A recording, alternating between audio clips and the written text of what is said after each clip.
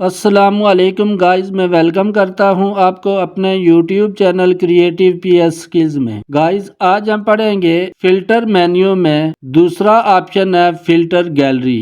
तो चलते हैं फोटोशॉप में। फोटोशॉप में मैंने ये इमेज ओपन कर रखी है। इस इमेज के ऊपर हम यहाँ फिल्टर मेन्यू में दूसरा ऑप्शन है फिल्टर गैलरी। इस ऑप्शन को हम समझेंगे। तो पहले हम इस इमेज की डुप्लीकेट ले लेते हैं।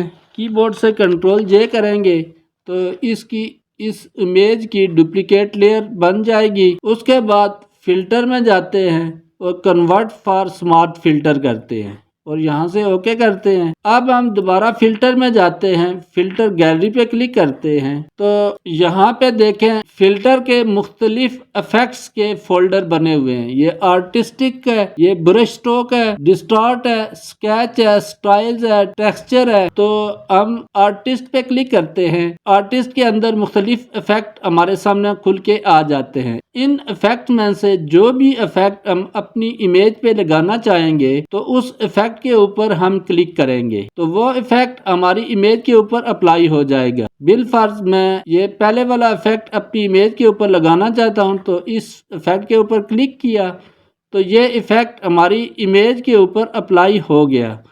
अब यहाँ से हम कोई भी, यहाँ कलर पेंसिल के ऊपर ये ड्रॉप डाउन एरो बना हुआ है, यहाँ से हम कोई भी इफेक्ट हम अपनी मर्जी से चेंज कर सकते हैं। चेंज करने के बाद यहाँ से इसको बैलेंस कर सकते हैं। यहाँ से हम इसको कम या ज्यादा करके इस इफेक्ट को बैलेंस करेंगे। बैलेंस करने के बाद जितना हमें चाहिए है, जिस तरह से हमें चाहिए है उस तरह से हम इसको यहाँ से एडजस्ट करेंगे। एडजस्ट करने के बाद यहाँ से ओके करेंगे तो वो इफेक्ट हमारी इमेज के ऊपर अप्लाई हो जाएगा। बिलफर्ज हम यहाँ से जो कोई और इफेक्ट देते हैं तो वो इफेक्ट अप्लाई हो जाएगा। उसके बाद यहाँ से इसका स्टाइल चेंज कर सकते हैं और यहाँ से इसको कितना रखना है उस हिसाब से यहाँ से एडजस्ट करेंगे। एडजस्ट करने के बाद ओके करेंगे। अगर यहाँ से टेक्सचर का कोई इफेक्ट देना है तो टेक्सचर के इस इफेक्ट के ऊपर क्लिक करेंगे।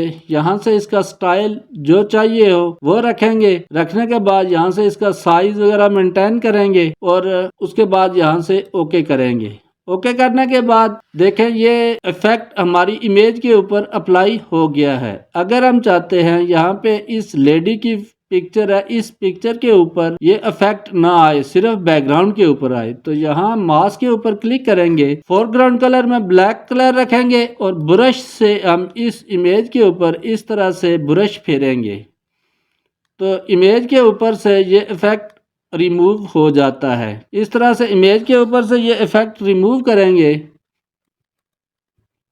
हमारे पास बैकग्राउंड में इफेक्ट अप्लाई है लेकिन इमेज के ऊपर से रिमूव हो गया है। अगर हम इस इफेक्ट को दोबारा एडिट करना चाहते हैं तो यहाँ मास्क से नीचे ये फिल्टर गैलरी दिखा हुआ है, इसके ऊपर डबल क्लिक करें। डबल क्लिक करने के बाद अगर हम यहाँ से इफेक्ट चेंज करना चाहें तो इफेक्ट चेंज कर सकते हैं और यहाँ से इसकी इंटेंसिटी को चेंज करना चाहें तो वो भी हम यहाँ से मेंटेन कर सकते हैं और उसके बाद ओके करेंगे तो इस तरह से हम इफेक्ट को दोबारा एडिट भी कर सकते हैं। उम्मीद है गाइस आपको फिल्टर गैलरी की समझ आई होगी। मिलते हैं नेक्स्ट वीडियो में, तब तक के लिए अल्लाह हाफिज।